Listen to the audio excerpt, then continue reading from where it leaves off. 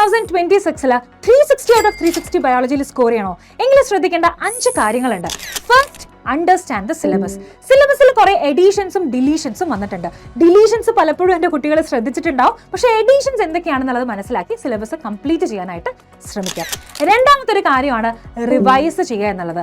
Biology ഒരുപാട് കാര്യങ്ങൾ ഓർത്തിരിക്കേണ്ട ഒരു സബ്ജക്റ്റാണ്. അപ്പോൾ നിങ്ങൾ എന്ത് ചെയ്യണം, അതിനനുസരിച്ച് അത് റിവൈസ് ചെയ്യണം. അതായത് എന്ത് പഠിച്ചോ അത് റിവൈസ് ചെയ്താൽ മാത്രമേ എൻ്റെ കുട്ടികൾക്ക് അത് പേപ്പറിൽ എക്സ്പ്രസ് ചെയ്യാനായിട്ട് പറ്റുള്ളൂ. അതുകൊണ്ട് റിവിഷൻ ഇസ് എ മസ്റ്റ്. മൂന്നാമത്തെ വളരെ ഇമ്പോർട്ടൻ്റ് ആയിട്ടുള്ള ഒരു കാര്യമാണ് PYQ പ്രാക്ടീസ് എന്ന് പറയുന്നത്. എത്രത്തോളം നിങ്ങൾ ക്വസ്റ്റ്യൻസ് പ്രാക്ടീസ് ചെയ്യുന്നോ അത്രത്തോളം നിങ്ങൾക്ക് എക്സാമിന് അത് ബെനിഫിഷ്യൽ ആയിരിക്കും. എക്സാമിന് ക്വസ്റ്റ്യൻസ് കാണുമ്പോൾ ഈസി ആയിട്ട് എഴുതാനായിട്ട് സാധിക്കുന്നതായിരിക്കും. ക്വസ്റ്റ്യൻ എങ്ങനെ വരും, ക്വസ്റ്റ്യൻ്റെ പാറ്റേൺ, ഇതെല്ലാം മനസ്സിലാക്കാൻ PYQ ഇസ് റിയലി ഇമ്പോർട്ടൻറ്റ്.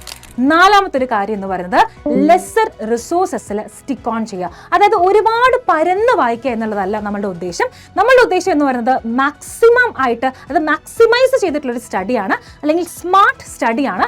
അതിന് വേണ്ടിയിട്ട് ഏറ്റവും ഇമ്പോർട്ടൻ്റ് ആയിട്ടുള്ള റിസോഴ്സസ് മാത്രം റെഫർ ചെയ്യുക. 3-ൽ കൂടുതൽ റിസോഴ്സസിന് ഡിപ്പെൻഡ് ചെയ്യാതിരിക്കുക. അഞ്ചാമത്തെ ആൻഡ് ഫൈനൽ കാര്യം എന്ന് പറയുന്നത് NCERT ആണ് നമ്മളുടെ ഏറ്റവും ഇമ്പോർട്ടൻ്റ് ആയിട്ടുള്ള ബുക്ക് റിസോഴ്സ് എന്ന് പറയുന്നത്. ബയോളജിനെ സംബന്ധിച്ച് NCERT വായിക്കാതെ നമ്മൾ എക്സാമിന് പോകാനായിട്ട് പാടില്ല. NCERT നല്ലപോലെ വായിച്ച് അത് റിവൈസ് ചെയ്തിട്ട് വേണം നമ്മൾ എക്സാം എഴുതാനായിട്ട്.